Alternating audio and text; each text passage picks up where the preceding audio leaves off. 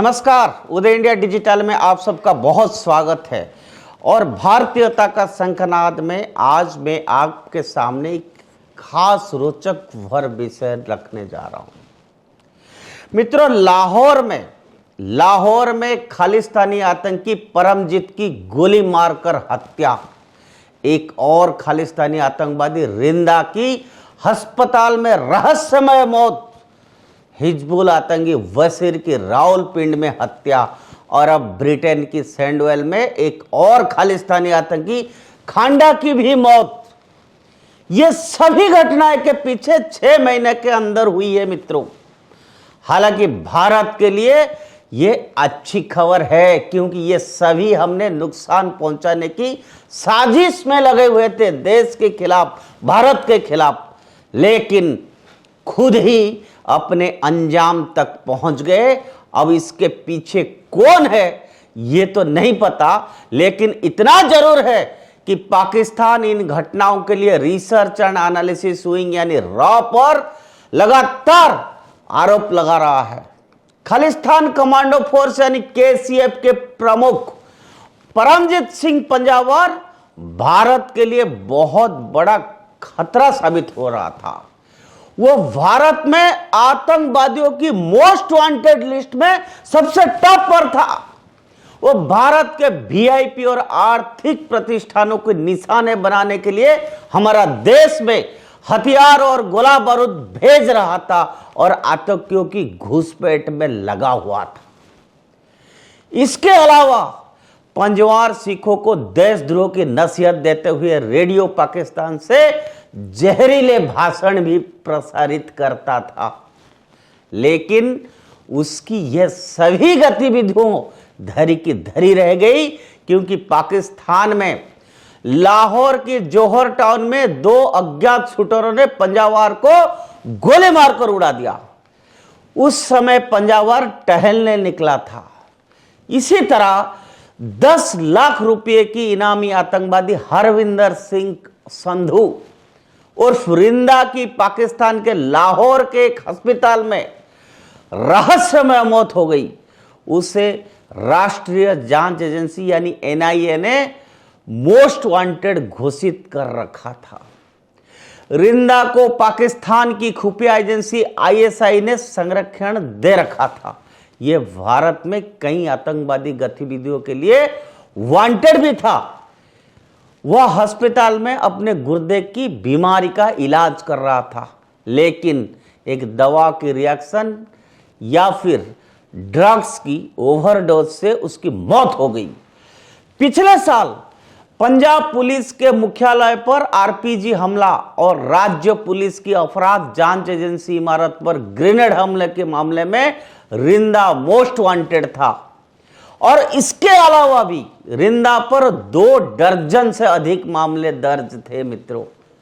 उस पर पंजाब के अलावा महाराष्ट्र, चंडीगढ़, हरियाणा और बंगाल में भी आतंकी गतिविधियों चलाने का आरोप था।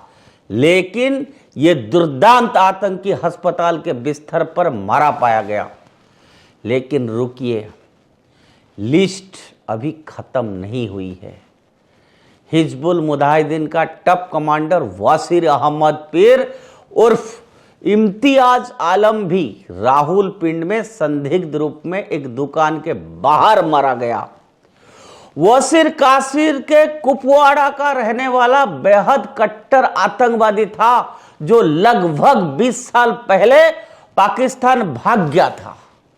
यह हिजबुल रगाना सैयद सलाउद्दीन का बेहद करीब था और कश्मीर में आतंकवादी तथा गोलो बारूद भेजता रहता था।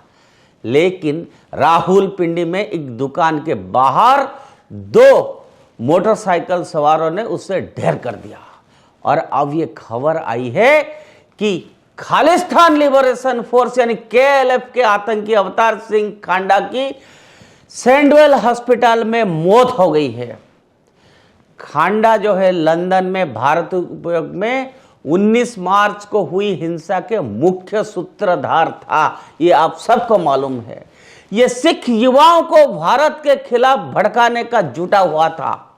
खांडा का असली नाम रणजोत सिंह है और वो देश से भागकर ब्रिटेन में शरण लिए हुआ था।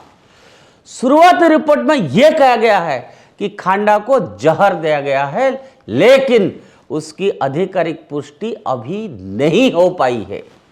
खांडा का बाप भी आतंकवादी था, जिससे 1991 में मार गिरा गया था।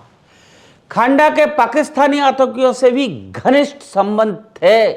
हालांकि खांडा को ब्लड कैंसर था, लेकिन इसके समर्थकों का मानना है कि भारतीय जासूस ने खांडा को मौत के घाट उतार दिया। खालिस्तानी समर्थक और पाकिस्तानी मीडिया इन सभी आतंकियों की हत्या के लिए उन लोगों ने खुलकर भारतीय खुफिया एजेंसी रॉ पर आरोप लगा रहे हैं। हम नहीं जानते हैं ये सच है या नहीं है, लेकिन रॉ की काउंटर इंटेलिजेंस टीम एक्स यानी CITX पाकिस्तानी आतंकियों के खिलाफ अभियान में जुटी है, जबकि काउंटर इंटेलिजेंस टीम J यानी CITJ खालिस्तानियों का समूल नाश कर रही है। रॉ के नजदीक संबंध इजराइल की खुफिया एजेंसी मोसाद से बताया जाता है कि इजराइल की काउंटर टेररिज्म अभियान से अनुभव लेकर रॉ के एजेंट भारत विरोधी ताकतों के विनाश में जुटे हुए हैं और इन आतंकियों की हत्या में भारत का हाथ हो या नहीं हो, लेकिन जिस तरह से भारत मजबूती से देश विरोधी ताकतों को विनाश करने में जुटा हुआ है, उसे देखते हुए यह असंभव भी नहीं लगता है मित्रों।